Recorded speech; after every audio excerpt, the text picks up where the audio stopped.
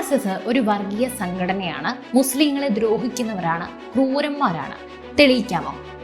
1947 വിഭജനകാലം അതിർത്തികളിൽ ചോരപ്പൊടി ഒഴുകിയപ്പോൾ സ്വന്തം ജീവൻ പണയപ്പെടുത്തി ലക്ഷക്കണക്കിന് ഹിന്ദുക്കളെയും സിഖുകാരെയും സുരക്ഷിതമായി ഇന്ത്യയിലേക്ക് എത്തിക്കാൻ രാപ്പകലില്ലാതെ പണിയെടുത്ത ആ വർഗീയ സേനയെക്കുറിച്ച് നിങ്ങൾക്ക് എന്തറിയാം?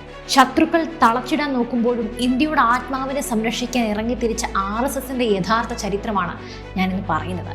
1925 സെപ്റ്റംബർ 27 വിജയദശമി നാള് നാഗ്പൂരിലെ ഒരു ചെറിയ മുറ്റത്ത് ഡോക്ടർ കേശവ് ബലിറാം ഹെഡ്ഗേവാർ എന്ന മനുഷ്യൻ, അദ്ദേഹം വിതച്ച വിത്താണ് ഇന്ന് ലോകത്തിലെ ഏറ്റവും വലിയ സന്നദ്ധ സംഘടനയായി വളർന്ന് പന്തലിച്ചത്.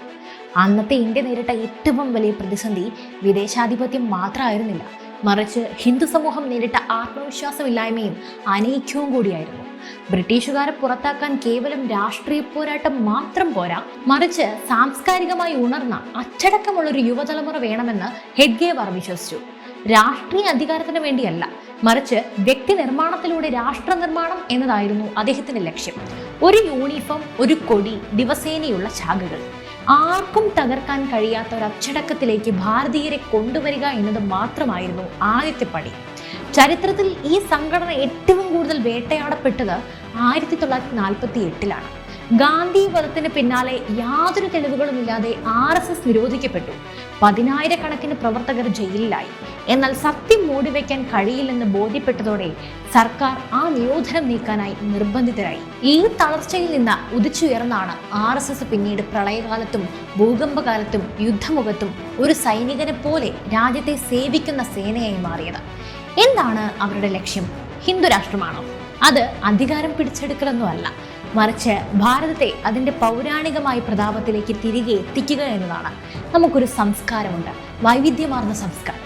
ഹിന്ദുരാഷ്ട്രം എന്നത് ഒരു മതപരമായ ആശയമേ അല്ല, മറിച്ച് ഈ മണ്ണിൻ്റെ സംസ്കാരത്തിൽ അടിയുറച്ചു വിശ്വസിക്കുന്ന എല്ലാവരെയും ഉൾക്കൊള്ളുന്ന ഒരു ജീവിത രീതിയാണെന്ന് അവർ ഉറച്ചു വിശ്വസിക്കുന്നു. രാഷ്ട്രമാണ് എല്ലാത്തിനേക്കാളും മുകളിൽ എന്ന ചിന്ത ഓരോ പൗരനിലും എത്തിക്കുക എന്നതാണ് RSSന്റെ പരമമായ ലക്ഷ്യം, അല്ലാതെ മതഭ്രാന്തല്ല. വിമർശനങ്ങൾക്കും ആരോപണങ്ങൾക്കും ഇടയിലും ഒരു സംഘടന എങ്ങനെ ഒരു രാജ്യത്തിന്റെ നട്ടെല്ലായി മാറുന്നു എന്നതിന്റെ ഉത്തമ ഉദാഹരണമാണ് RSS.